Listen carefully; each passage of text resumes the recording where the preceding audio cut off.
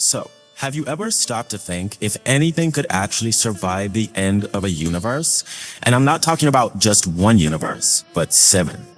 Well, we're about to dive into the incredible story of a sacred river in India, the Narmada, which is said to have seen the cosmos die and be reborn. Yeah, you heard that right. Alright, so picture this, an ancient gathering of sages.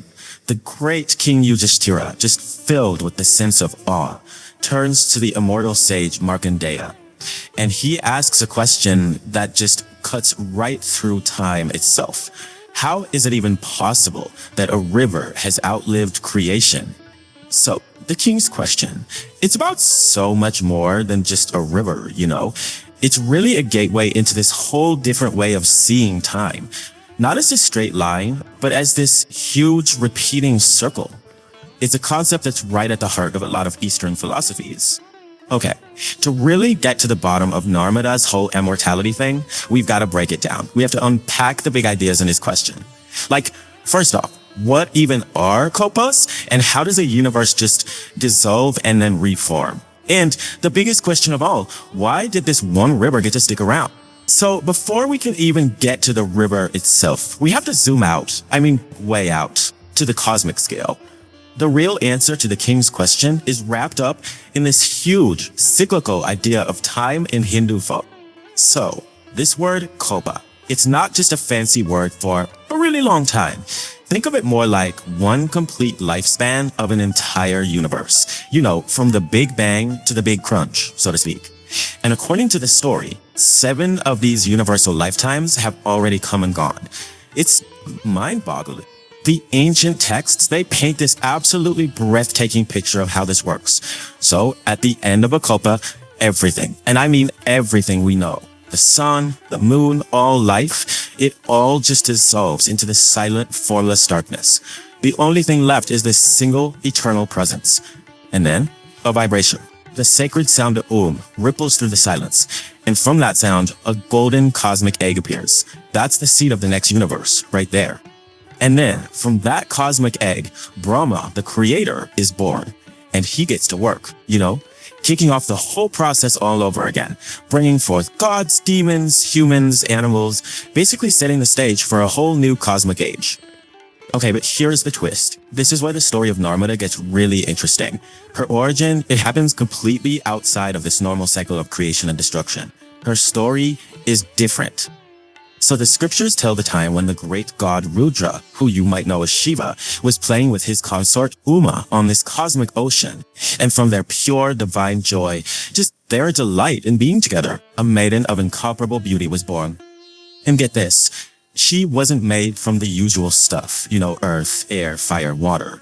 She was literally the embodiment of bliss, a being of pure light, luminous like lightning. And her beauty just captivated everyone, from the highest gods to the most powerful demons. So, you have this incredible being, born from pure joy. How did she get her name? The one that so perfectly describes who she is. Well, everyone who saw her was completely enchanted, right? They all wanted to possess her. But she was playful, elusive. For what the texts describe as 1,000 divine years, she led them on this cosmic game of hide and seek. She'd vanish and reappear across the heavens using her powers of illusion, until finally everyone was just exhausted and totally humbled by her power. And seeing all of this beautiful divine play, the great god Shiva, also known as Mahadeva, he gave her a name. He called her Narmada, which literally means the giver of joy or delight. It was the perfect name for her. And this is the brilliant answer to King Yudhishthira's question from the very beginning. How did she survive the end of 7 universes when nothing else could? It all comes down to how she was born.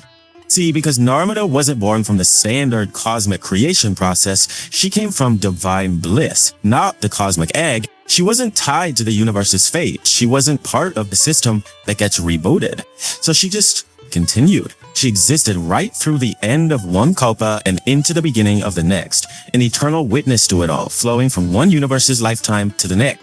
Then, to bless the world with her presence, she decided to take on a physical form. She descended from the heavens, from the sacred Mount Riksha, and transformed her luminous divine body into a river of shining water, carrying all of that divine essence right down to earth for everyone. And this is what makes Narmada so fundamentally different from any other river. She isn't just H2O flowing to the sea. She's seen as a conscious, eternal being. Her very nature is beyond the cycles of birth and death that govern literally everything else. This is why she's so deeply revered. The belief is that to walk her banks, to bathe in her waters, it's to connect with something truly timeless. She's not just water. She is memory. She's compassion. She is divine play made eternal and flowing right here on earth.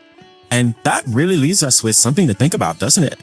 If a river can be seen as this living library of cosmic memory, it kind of makes you wonder what ancient stories, what sacred histories might be flowing completely unnoticed, right past our own doors, in the waters all around us.